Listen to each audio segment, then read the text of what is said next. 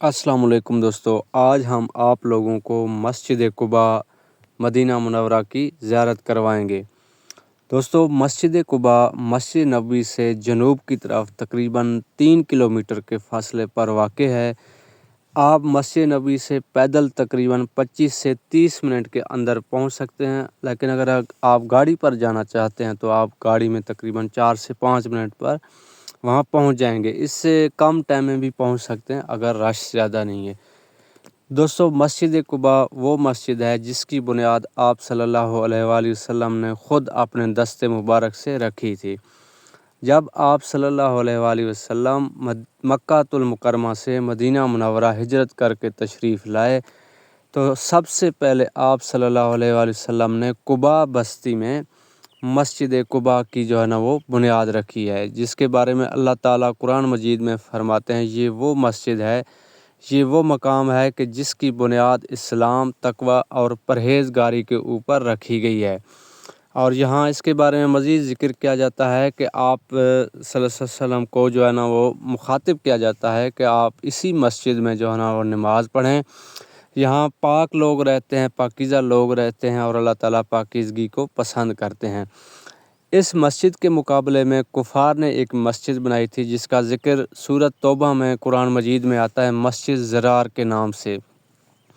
تو کفار نے آپ صلی اللہ علیہ وآلہ وسلم کو دعوت دی تھی کہ آپ صلی اللہ علیہ وآلہ وسلم ہماری مسجد میں آ کر مسجد ضرار میں آ کر نماز پڑھائیں۔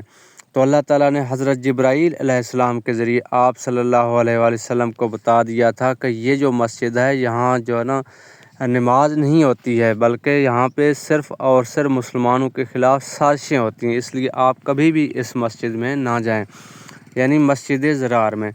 دوستو، مسجد قباء اسلام کی پہلی مسجد جو کہ قباء بستی میں واقع ہے اور مسجد نبوی سے تقریباً 3 کلومیٹر کے فاصلے پر جنوب کی طرف واقع ہے۔ تو آپ صلی اللہ علیہ وسلم نے فرمایا کہ جو شخص گھر سے وضو کر کے باوضو ہو کر کہ مسجد قباء میں آئے اور یہاں 2 رکعت نماز نفل ادا کرے تو اس کو ایک مقبول عمرے کے برابر ثواب ملے گا۔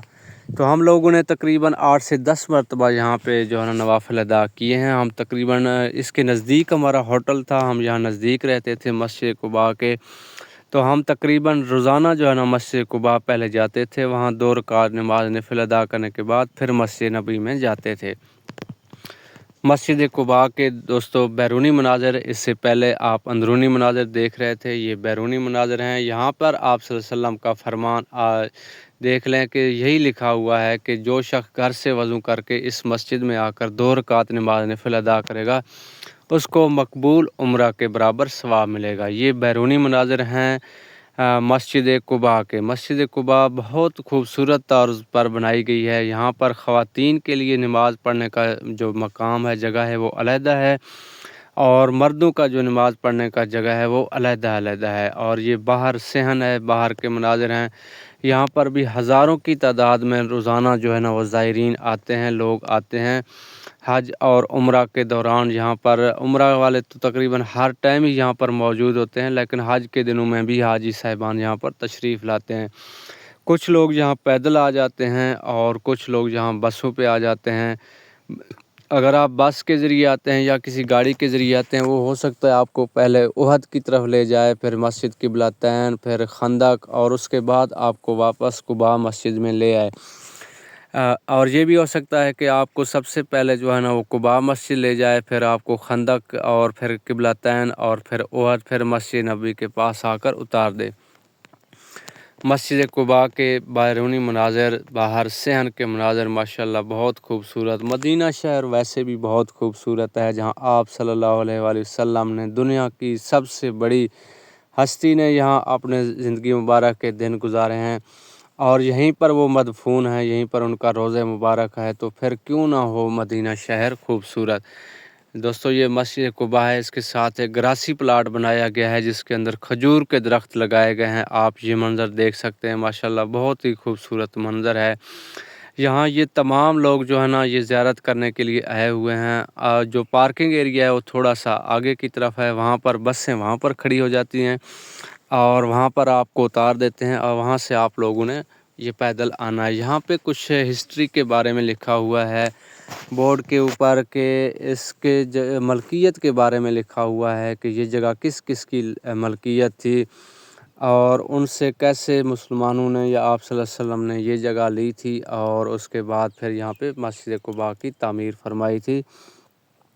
यहाँ पे कुछ मुख्तलिफ 2-3 बोर्ड लगे हुए हैं और यहाँ पे उन लोगों के नाम लिखे हुए हैं जो इस ज़मीन के यहाँ पे मालिक थे और जो लोग यहाँ पर रिहाइश पजीर थे जिनसे आप सल्लल्लाहु अलैहि वसल्लम और सहाबा कराम ने ये जगह ली थी और उसके बाद यहाँ पर मस्जिद नबी की तामीर फरमाई थी।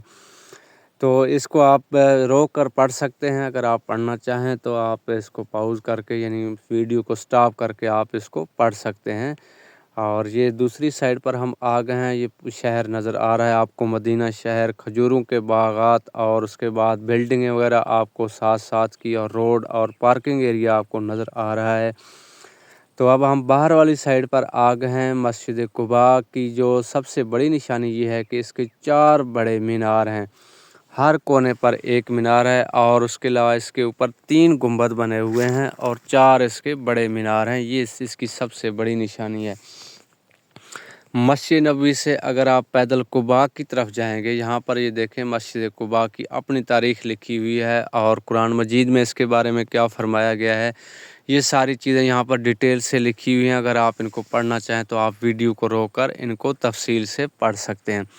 तो मस्जिद नबवी से अगर आप कुबा की तरफ पैदल आएंगे तो रास्ते में एक और भी मस्जिद आएगी जिसको मस्जिद जुम्मा बोला जाता है। तो आपने वहाँ पर नहीं रुकना है बल्कि आपने सीधा थोड़ा सा और आगे आ जाना है। मस्जिद कुबा के 4 मीनार आपने याद रखने हैं, इसके 4 बड़े मीनार हैं ऊंचे ऊंचे। इसी तरह अगर आप कुबा की तरफ से मस्जिद नबी की तरफ जा रहे हैं तो थोड़ा सा आप जब मस्जिद नबी की तरफ जाएंगे यानी शुमाल की तरफ जाएंगे तो आपको मस्जिद जुम्मा नज़र आ जाएगा रोड के दाएं साइड पे। तो ये कुछ और बाहर के मनाज़र हैं, कुछ वो पहले हमने आपको पार्किंग एरिया दिखाया था मस्जिद कुबा का और ये जगह अभी तक यहाँ पर खाली रखी हुई है। यहाँ पर लोग कबूतरों को दाना डालते हैं। आप सामने के मनाज़र देख सकते हैं, लोगों की कितनी बड़ी तादाद यहाँ पर मौजूद है। लोग कबूतरों को यहाँ पर दाना डालते हैं।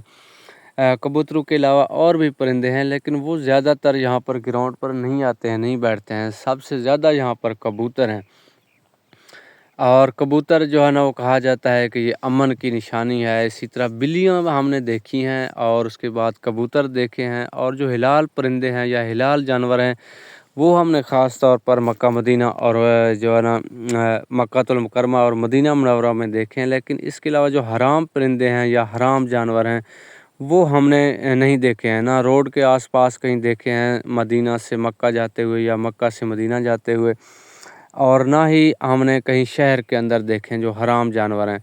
सिर्फ हमने ज़्यादातर यहाँ बकरियाँ, ऊँट वगैरह देखे हैं और भेड़ें भी देखी थी हमने रास्ते में, इस तरह कबूतर वगैरह। दोस्तों आज की वीडियो में बस इतना ही। आपसे मुलाकात होगी एक और वीडियो में, तब तक अपना ख्याल रखिएगा। अल्लाह हाफ़िज़।